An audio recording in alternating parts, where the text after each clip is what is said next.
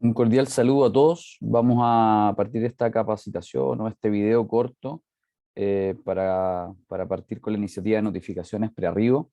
El único objetivo que tiene este video es básicamente poder socializar y difundir la intervención que tiene relación con notificar de manera precoz a los servicios de urgencia, en este momento en un piloto, en la posta 3, Barros Luco y el WAP. Y la idea es que este video sea visto por los médicos reguladores, el médico de intervención y todo el personal reanimador del punto de vista de la intervención, de manera que podamos formalizar este lenguaje. Algunos datos simples: ¿por qué hacer esto en trauma? 8.000 muertes por trauma en Chile, 2 millones de consultas de urgencia por trauma, 56.000 hospitalizaciones con promedios de estadía de hasta 6,3 días, muertos entre 15 y 45 años. Hasta aquí hay un capítulo entero que se llama El costo social del trauma, que los invito a dimensionar y al menos a reflexionar sobre él. Cifras en accidentes de tránsito: 1.600 muertos en el 2016 a causa de accidentes de tránsito. Aquí hay una radiografía pequeña de algunos años atrás que hoy se mantiene básicamente, que son 57.000 accidentes con víctimas, 1.600 fallecidos después de 24, antes de las 24 horas, 7.700 heridos graves, la mayor parte, un 80% hombres, un 44% conductores, 22% pasajeros, 34% peatones. Y una cifra escandalosa que más de 960 niños muertos en los últimos 10 años.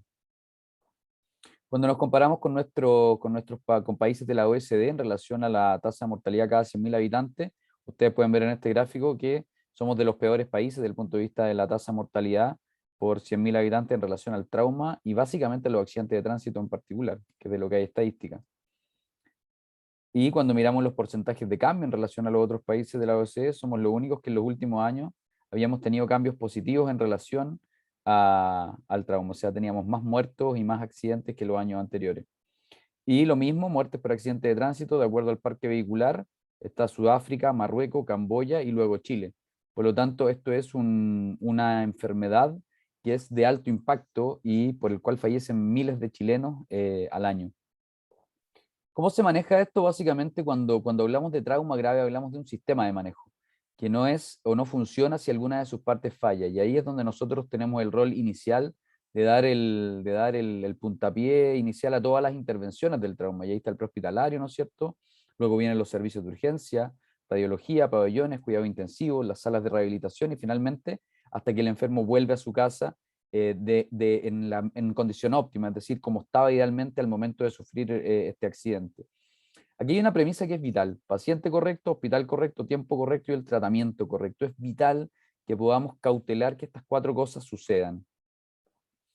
¿Por qué hacer esto? Porque en la mayoría de los estudios disminuye la mortalidad por trauma severo cuando los sistemas de ambulancias se conectan con los hospitales. Y esto es para todas las patologías. La principal riqueza de los sistemas prehospitalarios tiene relación con las notificaciones prearribo. Y es por esto que hemos partido con esta iniciativa en trauma. Vamos a enfocarnos en esta parte del proceso, lo que sucede desde el prehospitalario hasta el servicio de urgencia, que es lo que nos compete. La intervención que vamos a hacer básicamente tiene relación con comunicación efectiva, con una forma de comunicarnos. Sin duda es el comienzo, es el nivel más básico que podemos implementar en este sentido, pero es lo más rápido y simple que podemos hacer. Y nos sirve para el piloto.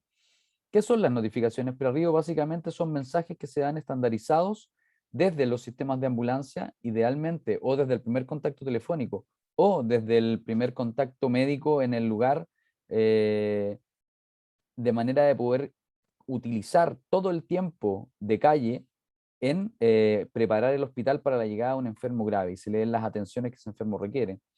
Esto lo que hace es ahorrar tiempo y responde a una pregunta que ha sido histórica, que es ¿por qué los pacientes no se van en taxi al hospital? Básicamente porque cuando se hace el diagnóstico en la calle y se notifica ese diagnóstico de manera oportuna, todo ese tiempo es ganado.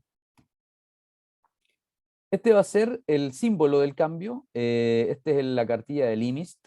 Si ustedes ven acá, van a tener la I, que es la identificación del paciente. En muchas oportunidades no vamos a tener el nombre, pero sí vamos a tener el sexo y una edad aproximada. Entonces sería, por ejemplo, femenina, 40 años. Desde el punto de vista de los mecanismos, es muy importante definir los mecanismos de alta energía. En una diapositiva siguiente están algunas definiciones, pero por ejemplo, femenino, 40 años, atropello por automóvil en autopista, ¿no es cierto? Eso habla de un mecanismo. Luego, injuria. TEC grave, trauma de tórax, trauma abdominal cerrado.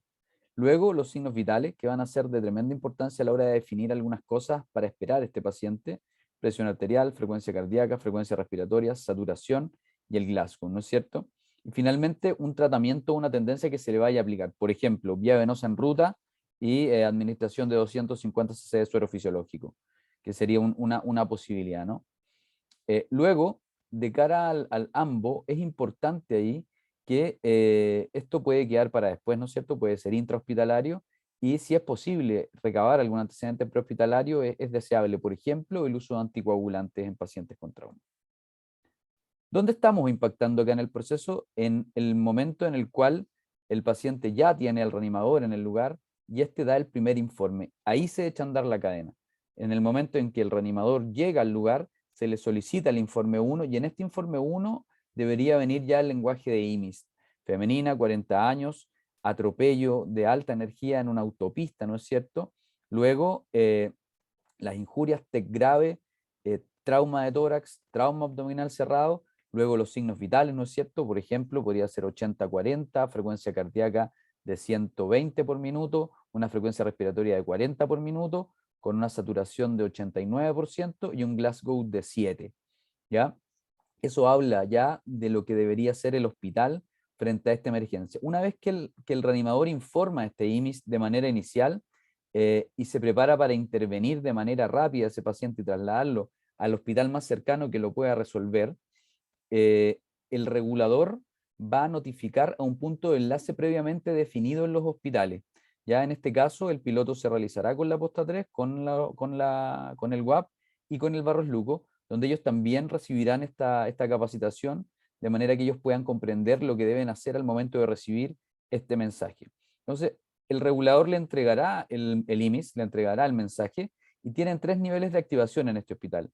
Activan el más bajo, que es dejar el equipo de trauma en stand-by, es decir, el líder del team de trauma o el cirujano de trauma que ese hospital tenga debe evaluar al enfermo antes de 30 minutos de que ese enfermo entra al hospital. Ya vamos a definir con qué definiciones se activa cada uno de estos niveles. El código trauma implica recibir al enfermo en el reanimador como el enfermo más grave del hospital en ese momento, con el trauma team configurado dentro del reanimador con funciones específicas ya planeadas previamente, y básicamente frenar la cadena o pausar la cadena de tratamiento de este enfermo, de manera que el enfermo fluya directamente hacia imágenes o hacia el pabellón, de acuerdo de la definición que se tome. Y la alerta Q o el código Crimson, que es la alerta o el formato más alto de trabajo en este contexto, tiene relación con que se le da un paso básicamente expedito al servicio de urgencia y a un paciente que pasa básicamente a pabellón de manera inmediata o de manera muy rápida. El trauma en stand-by se activa básicamente cuando, esto lo va a hacer ya el oficial de enlace dentro del servicio de urgencia, cuando hay un trauma de alta energía, sin embargo no hay alteración ni de signos vitales y tampoco hay lesiones específicas claras. Es decir, por ejemplo, un atropello, una colisión en vía pública, donde efectivamente el paciente sale eyectado del vehículo, o donde hay un tiempo de explicación más de 20 minutos. Bueno, aquí tienen toda la definición, y esto lo va a tener en una cartilla el oficial de enlace del hospital. El código trauma, que es cuando se activa, ¿no es cierto?, todo el trauma team dentro del servicio de urgencia, tiene relación con pacientes que tienen mecanismo, o sea, tienen un trauma de alta energía más alteración de signos vitales o una lesión específica identificable como las que están acá. ¿Ya? Básicamente son alteraciones de signos vitales como saturación menor de 90, un Glasgow menor a 14. O sea, el trauma team debería activarse de manera continua y frecuente en cada uno de los hospitales que llevemos a estos pacientes. Y finalmente, la alerta Q o el código Crimson, que tiene relación con pacientes que están tremendamente graves y que efectivamente requieren un control de hemorragias de manera aguda, ¿ya? Entonces ese control de hemorragias se debe dar de manera precoz, y eso puede ser en un pabellón o inmediatamente en el servicio de urgencia. Y ahí están las características, que básicamente son todas intrahospitalarias, excepto, ¿no es cierto?, las heridas penetrantes con presiones arteriales sistólicas menores de 90 o perforaciones peritoneales evidentes, y las lesiones pélvicas con menores de 90, con presiones sistólicas menor de 90, nosotros vamos a alcanzar a reanimar con fluido. Espero que los traslados no impliquen reanimar continuamente a estos pacientes en vía pública. Una parte que es tremendamente importante para el flujo de este enfermo y para que el enfermo logre, eh, para que logre ser correctamente atendido es la transferencia en el hospital. Y aquí es muy importante que la conexión sea muy precisa. Y las claves para una transferencia exitosa dentro del reanimador son simplemente tres. Cada equipo debe tener identificado el líder. O sea, el equipo de prehospitalario, SAMU, debe tener identificado el líder, en este caso el reanimador a cargo, y el trauma team del hospital debe tener claramente identificado a su líder. Ellos solamente se entregan al paciente, se solicita en aquellos pacientes donde se pueda, por ejemplo, en un paro traumático no se puede pedir manos afuera, pero en aquellos pacientes que son la mayoría, donde se pide un tiempo de tranquilidad, se pide tiempo de entrega, son 30 segundos con el paciente en la camilla del sistema de ambulancia, se entregan el enfermo entre los líderes en voz alta y dirigido a todo el equipo, y se entrega con un mensaje estandarizado que es el IMIS. Femenina, 40 años, atropello de alta energía en autopista, TEC grave en evolución, trauma de tórax, trauma abdominal cerrado, los signos vitales del momento, y luego se le explica claramente lo que se ha realizado. Vía venosa en ruta, suero fisiológico 250, 1 gramo de ácido tranexámico en el camino si es que eso sucedió. Ese proceso es tremendamente vital para el futuro del enfermo, por lo tanto debe suceder. Entonces explico la cadena. IMIS desde el primer momento en vía pública, regulador envía este mensaje al el oficial de enlace de este hospital y finalmente hay una transferencia con el mismo lenguaje. Y eso es lo que vamos a cautelar. Ya, sin duda, este es un sistema o una forma bastante rudimentaria de partir con las notificaciones pre-arribo. Vamos a avanzar en la medida que el piloto nos demuestre resultados. Sí vamos a hacer trazabilidad de esta intervención con reuniones clínicas de morbimortalidad con los distintos hospitales. Eso es lo que les quería contar. Que tengan un muy buen día.